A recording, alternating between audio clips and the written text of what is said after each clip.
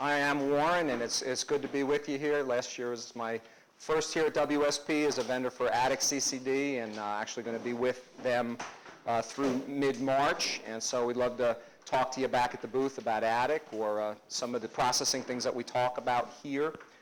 So this is, without further ado, the 7 S's of post-processing. Okay, so admittedly, I was a songwriter, a musician my first life, and I'm always looking for these hooks, you know, these chorus type clever hooks that'll catch people in. And it was just a serendipitous accident that I noticed at one point that just about everything that we do in astroimaging to our images kind of fell into this alliterative S workflow, which is hopefully a memorable sort of a thing. What is it exactly? I don't know. It's hooky. It's kind of a semi-chronological way to think about processing our images. It's a good way to teach it, I think, because everything kind of falls in these particular categories, if you will.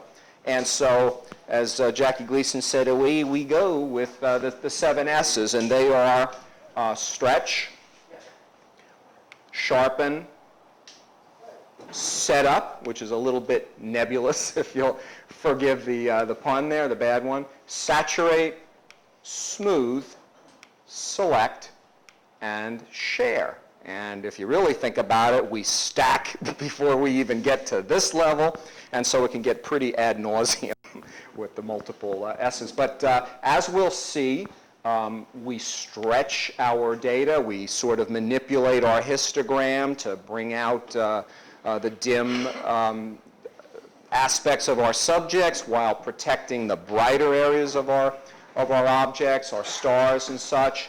So we'll talk a little bit about stretching the histogram, stretching our data. Sharpening certainly is enhancement of the data. Look, most of us are deep sky imagers. We're taking 5-minute, 10-minute exposures. I'm up to 20 minutes in New Mexico. And so even in the best seeing conditions, there's a lot of natural softening of our target that's going on over the course of that, right? No matter how well focused we are, no matter how good our optics are. So we try to restore some of that initial sharpness, as we'll see, and we also enhance some of that inherent sharpness with sharpening filters to really make it pop, right? Because ultimately, this is art. It's scientific art. We're trying to make a pretty picture. We're trying to make something that really titillates the eye, if you will. So we'll see that a little bit. The setup, as I said, is a little bit more nebulous sounding, but it's my sort of way of describing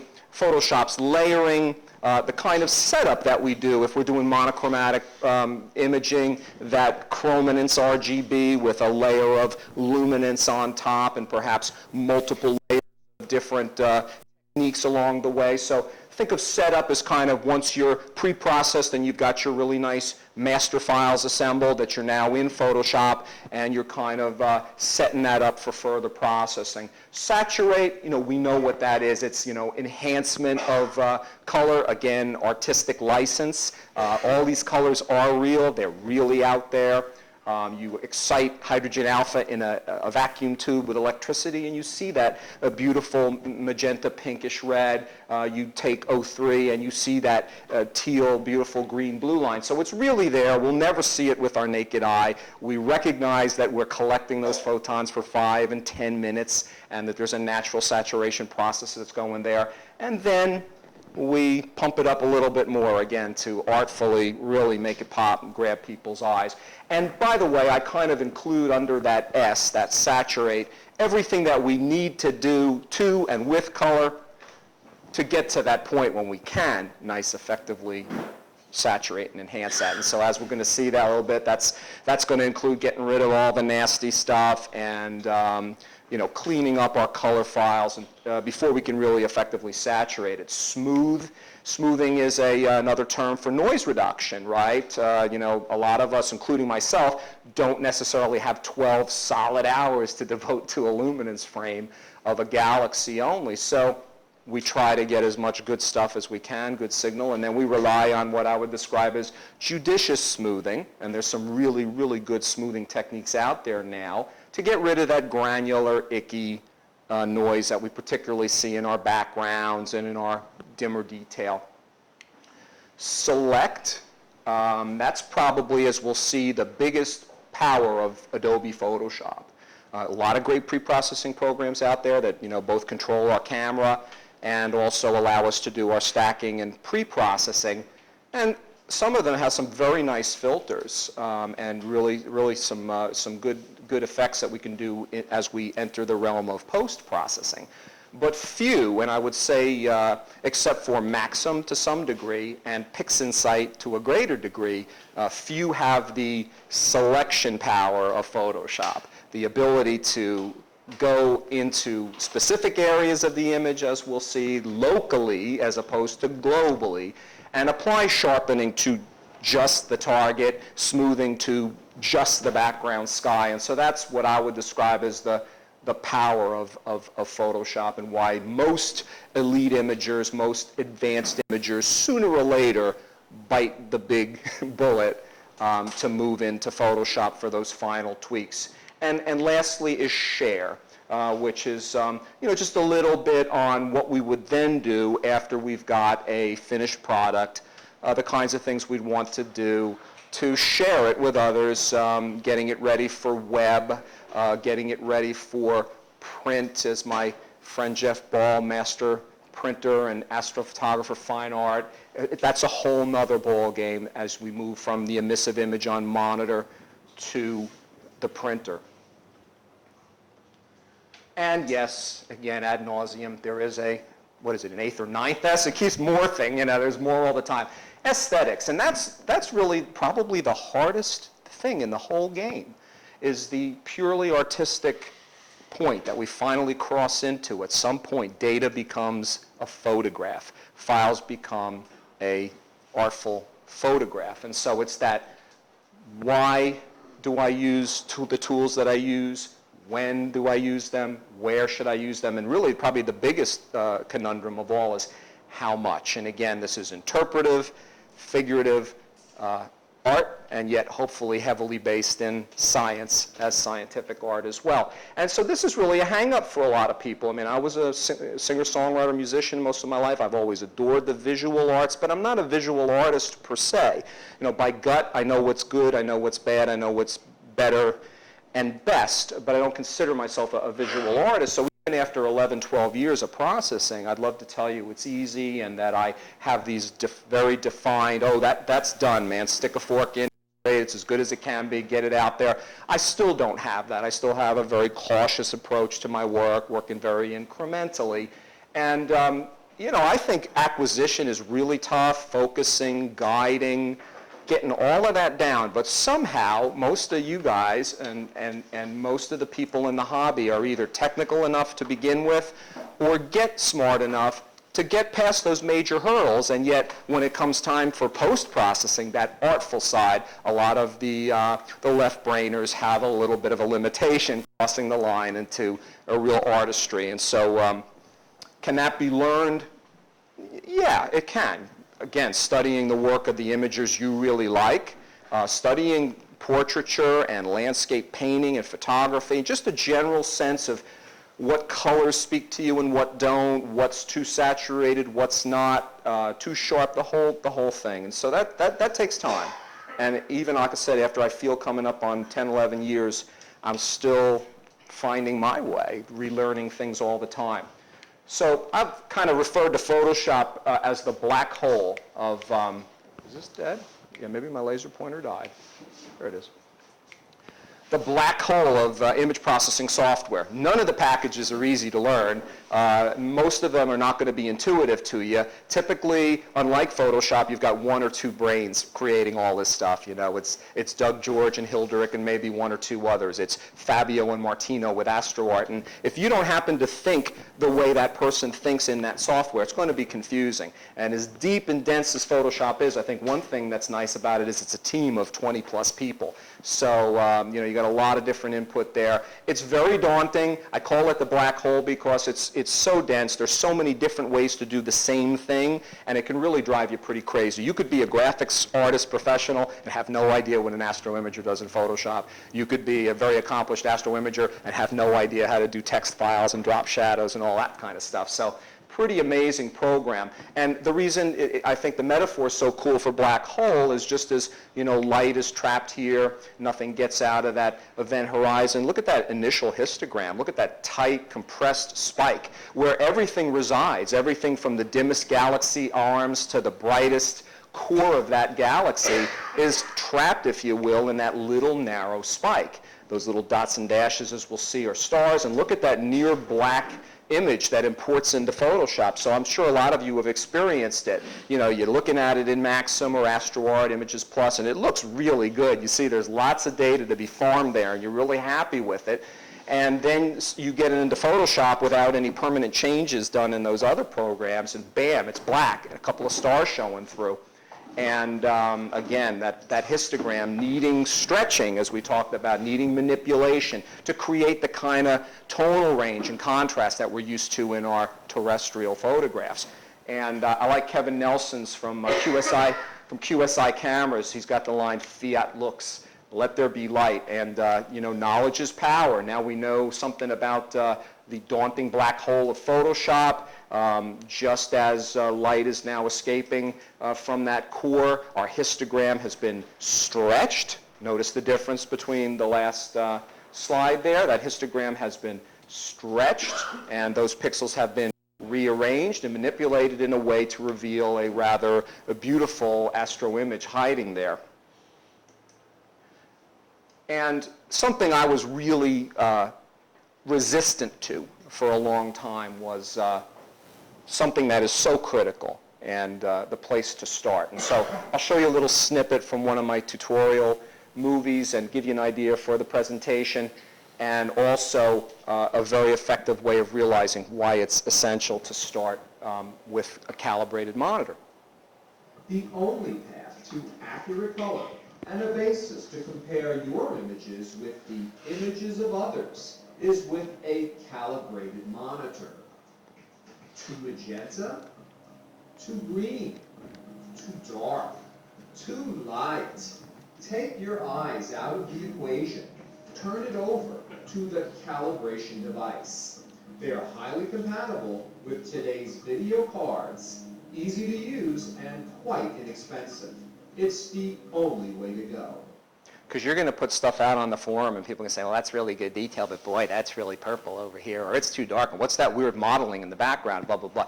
And the first thing you say to them is your monitor calibrated? Because that's the environment you're working in. And the whole point is to try to maintain a homogeneous look so that all astroimagers and everybody looking at your photograph sees it as it was intended. And you know, I thought I had a pretty good eye for color.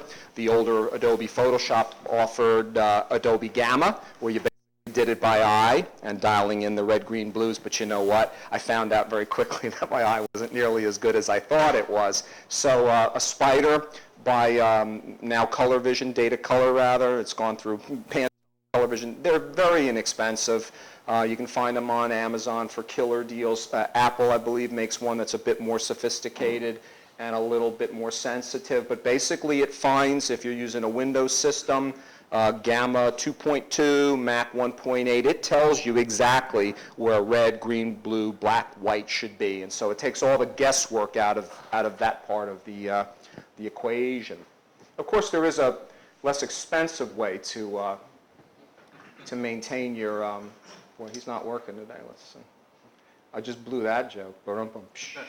There he goes. There is a more less expensive way and an easier way to maintain a nice, clean, calibrated screen, but over the long haul, it gets a little bit expensive. Good boy. Thanks for that. You blew the joke. Thanks for that. All right. Okay. So getting back to that first S, that's stretching. I have become a big fan of DDP.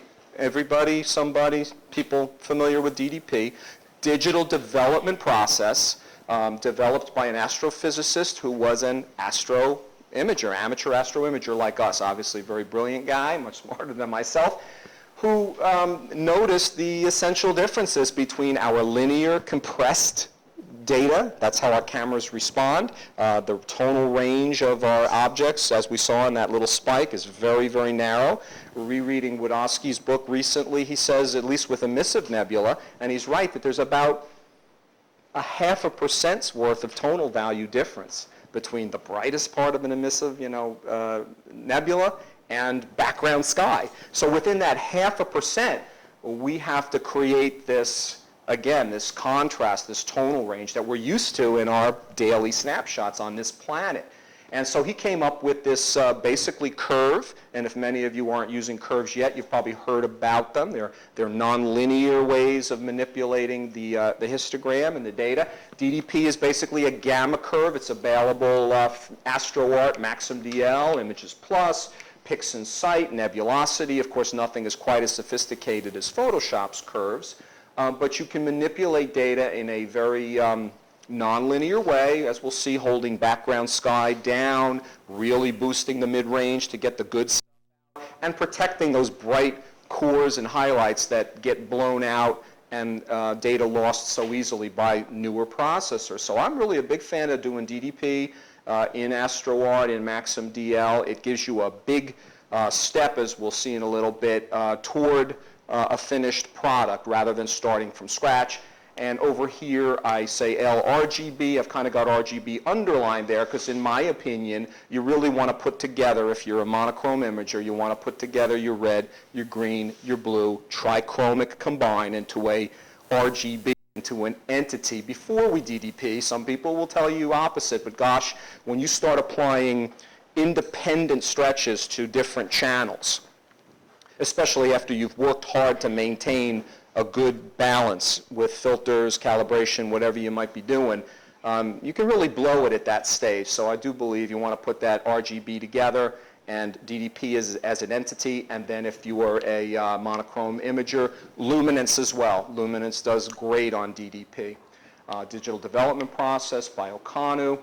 And then we talked about curves a little bit, available in many of these programs. Photoshop's certainly the most sophisticated. You can put 14 points on a Photoshop curve, not that most of us ever use more than 2 or 3, but a very nice interface. And then logarithmic power stretches, which again you'll find in nebulosities. Craig's got a power stretch. Maxim and AstroArt have log stretches, which really give a nice gamma boost even after DDP, which again takes you very far toward a finished image.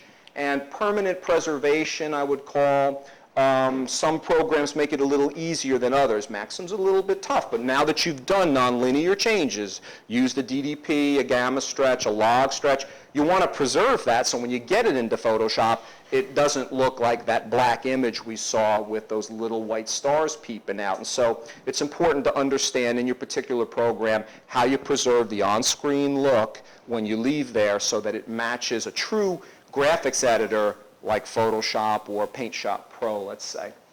So let's see these curves a little bit. This is from Burnell and Berry's AIP4 Win book, actually. And that's a log stretch on top. Very, very big stretch there, which will eventually affect background, this low stuff, giving a real big boost in the gamma in the mid-ranges. And notice that, that line, how that kind of really flats out. Notice the DDP is a little bit different. It's a little bit less drastic in the mid-range, but also very attenuating, very compressed on top with that straight line so that your input value is closer to your output value there.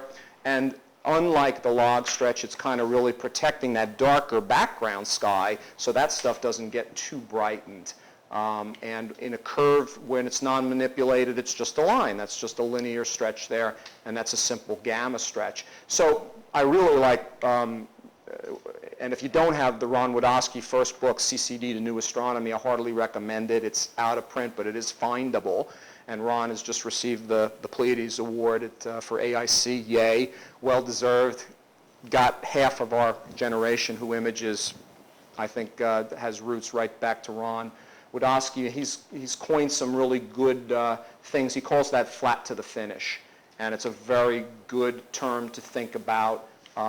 That's the key right there to protecting those star colors, not blowing out that core of M31 or that trapezium of M42. And by the way, the simple lack of the basic understanding of a curve like this leads one to what I think a lot of kind of spurious advice as far as using HDR or must use HDR for images, or I must shoot a shorter exposure for the core of this object and mask it in with a longer exposure. And honestly, with DDP-like curves, as you see here, I could honestly state that the trapezium of M42 is the only object in the sky, in deep sky, that would apply to, and that's my opinion.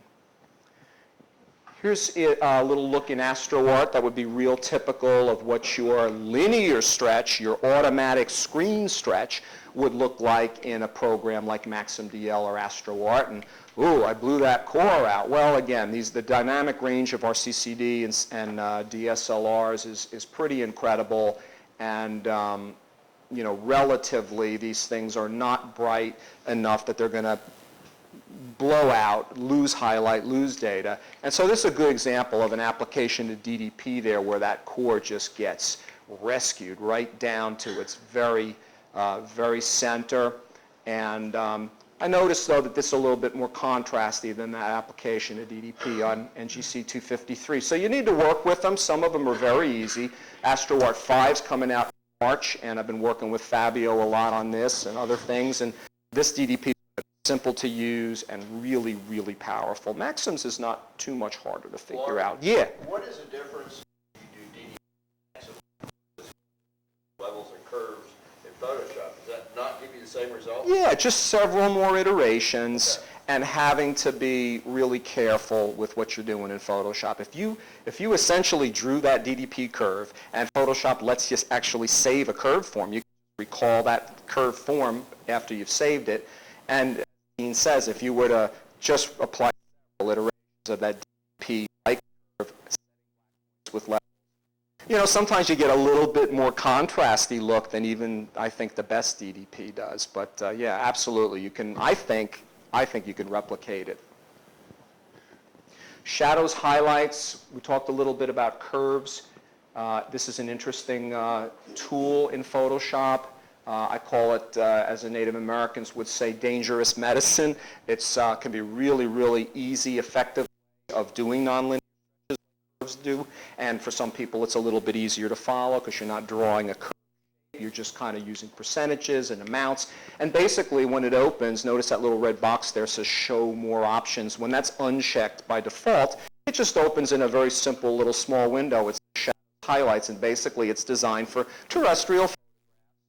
So we're a very small part of the market, right? And it seeks to recapture detail that's clipped out in highlights and buried in shadows. It simply makes shadows and it makes highlights, will. But in the more options position, you get a lot of nice little control things, and so you can brighten shadows by a specific amount and by a tonal width and radius, highlights as well. And then as you stretch those, you're actually able to put back a little bit of color saturation there with the color correction tool, and even add a little bit of contrast there. If used exclusively, I think you get a very strange look that we'll see later, rather opaque, rather solid looking, not nebulous or ethereal at all, but it's very powerful with curves as a nonlinear adjustment to get some really nice detail out of shadows. So in the beginning, we go back to our very dark, unmanipulated file, right, our master file, and this would be if we had not applied DDP. And again, we see our friend the scary compressed histogram with all the meat and potatoes, if you will, and that little spike there, some weird stuff on the left-hand side, some dots and dashes on the right-hand side, and what do we do with it? Because it looked good in Maxim, let's say, it really did. So this is the histogram, and I really think that's your friend. That's your friend. Embrace the histogram. It's your friend. It's a mapping of the distribution of pixels in the image. And so what it tries to tell us is where pixels reside. We can certainly see the vast majority are at the low end there, near shadow. And it's our job to stretch that in an artful way.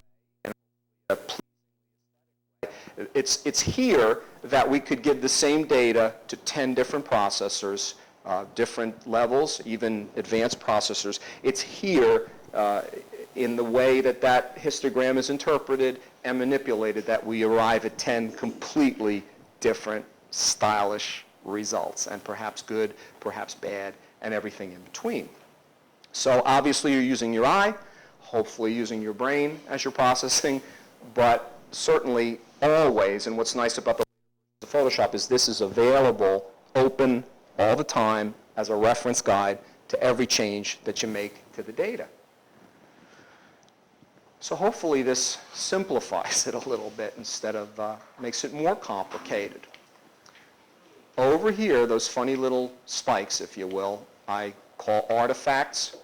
Very typical when we stack images, right? Stack, stack, stack. End up with those black bands where don't perfectly together. And so that's going to be typical of below shadows all the way down at that zero end, which is pure black, to have these types of artifacts. If we were to go in and crop those out, immediately we would see those little artifacts disappear. And what we would be left with is that little curvy, climby, what would be called the toe of the histogram before it just raises dramatically in that vertical spike. We've got that little curve there. You see that? And that's very typical of gradient. Natural sky glow, ambient light, and of course icky light pollution if we're dealing with that as well. And so from pure black, that zero level, we've got this little bit of gradient, and then bam, we've got the majority of our good information here in this little tower. Very typical that the dots and dashes would represent stars before that white point is lowered. So here's the histogram. Also the levels dialog would look very much like that. And this is actually the levels dialog showing the histogram. But in levels, you can change this stuff, unlike the histogram, which is just a read-only, if you will. And so you've got a slider here for shadows on the left. You've got a slider here for highlights. It's white.